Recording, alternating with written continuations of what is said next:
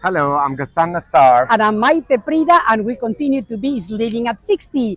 And today we come to you from the capital of the beautiful country of India, the city of New Delhi. Please enjoy the show because we have something wonderful today for you. New Delhi is the heart of India, a city where history meets modernity and where every corner tells a story with its bustling streets, historical landmarks, and vibrant markets.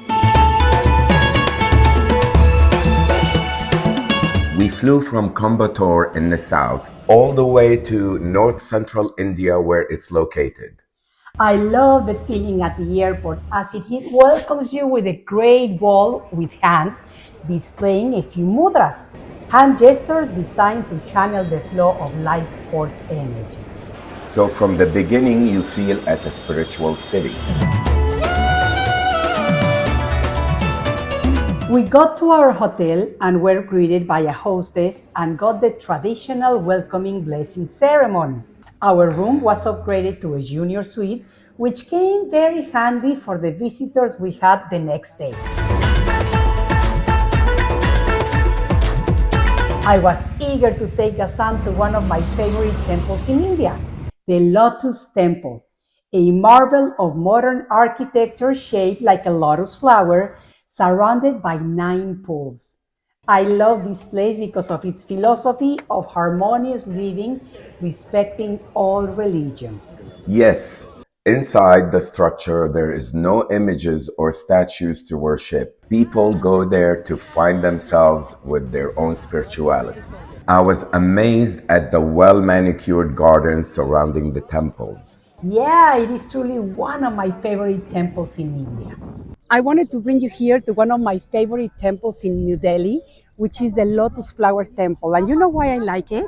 Because it was built to resemble a lotus flower, meaning that we can always come out of any dark situation in our life. That's why Buddhist people, they believe that the lotus flower is a symbol of reborn or rebirth. And it's so wonderful because in the 1986 it was built to represent harmonious living amongst Humankind. all humankinds and respect for all religions. Exactly, because this is a non-denominational, meaning that people from all beliefs, Muslims, Christians, Jews, Hindus, everybody can come here and have a moment of peace with themselves. And you see all of them here in the gardens, the beautiful gardens here. Massive, really. And you know what, my love? I really love the simplicity of this temple. So Well, let's continue to enjoy it. But we also wanted to experience the true Hindu spirit. So we hopped in a tuk-tuk that was driven by a woman, and she took us to the ISKCON Temple. It is a more traditional temple commonly known as the Har Krishna Temple. And there we had the opportunity to receive some blessings from the monks. It is fascinating to see the fervor with which devotees offer flowers to Krishna, who they perceive as the supreme being. And if you want to see a truly different and interesting place in the heart of New Delhi, you must visit, like we did, the Agrasen Key Biolis. Those are historical step wells. It is an ancient water reservoir consisting of 103 stone steps leading down to what used to be a water source.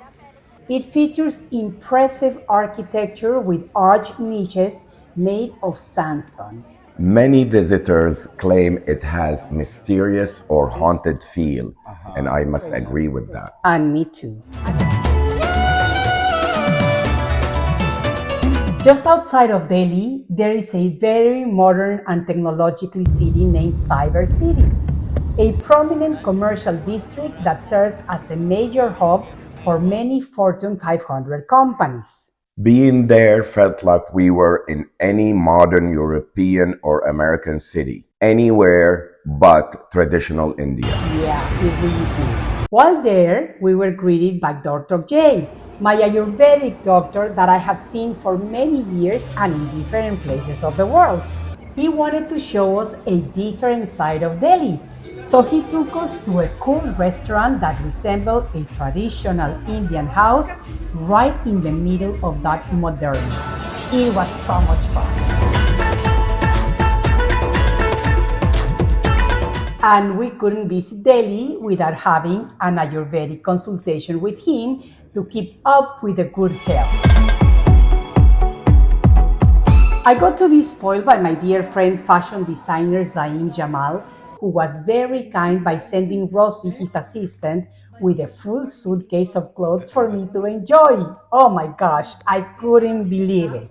Yes, he even sent me a kurta. Having our own fashion show right there in our room was a lot of fun, right? Oh, a lot of it. You can't visit Delhi without stopping at the India Gate, a majestic archway standing in the middle of a crossroad. It is a monument built in honor of the 70,000 soldiers that were killed during the First World War. It caught my attention that on the monument itself, you can see the names of about 13,000 Indian and British soldiers. Our looks caused a lot of attention from the locals. So throughout our trip, we were asked many times to take pictures with people. Yeah, maybe this crazy blonde hair of mine. Yeah. And you know that at the India Gate was not an exception. Leaving the place to continue our journey, I couldn't help but to stop and enjoy a traditional masala chai from a street vendor. To tell you the truth, it was delicious. Without a doubt, the grandeur of the Rashtrapati Bhavan is impressive, a masterpiece of architecture and history. There are so many interesting and beautiful buildings to see here in New Delhi, but one of the ones that really caught my attention is the presidential house. You know why? It has 365 rooms. 365 rooms, one and- for each day of the year. Maybe.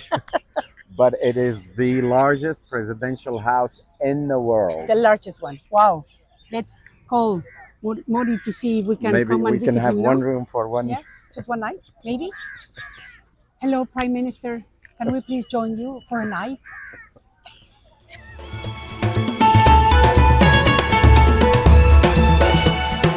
I was eager to go shopping to get some of their beautiful fabrics and jewelry. So as usual, we went to all kinds of places, from the traditional public markets where I got some saris to the more luxurious stores in the Khan market.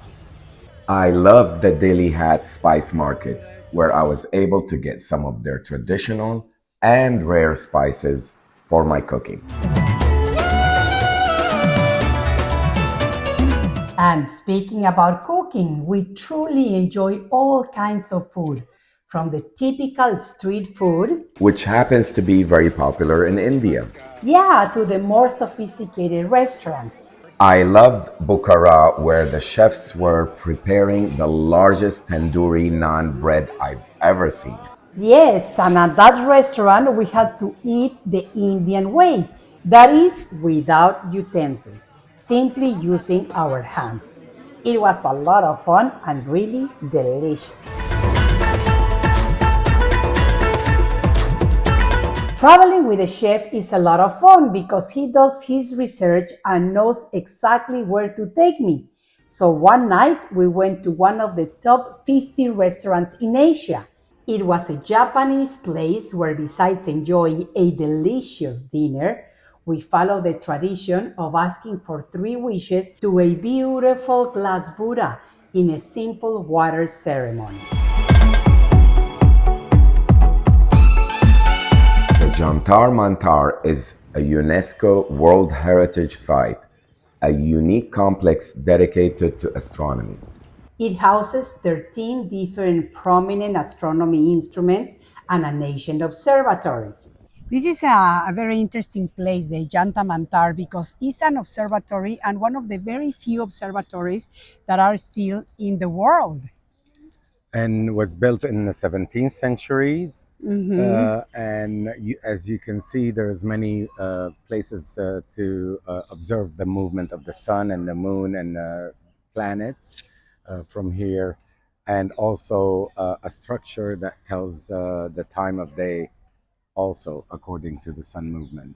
Exactly. That's really fascinating because, they used to get this knowledge in order to know where the sun was, where the moon was, where the planets were, and they used that for predictions. And another UNESCO World Heritage Site is the Humayuns Tomb, a mausoleum of Mughal King Humayun, inspired by the Taj Mahal, where we were able to enjoy the visit with its Mughal elegance and sprawling gardens. I just find it very interesting and impressive that these Mughals, kings, Maharashis, they used to build these tombs, you know? Like, why would you build such a mausoleum just to be buried eternally? Well, kind of like the pharaohs, also, they did all these tombs just for Exactly. one person. So is it tombs or tombs? I say tomb. Okay. What do you say?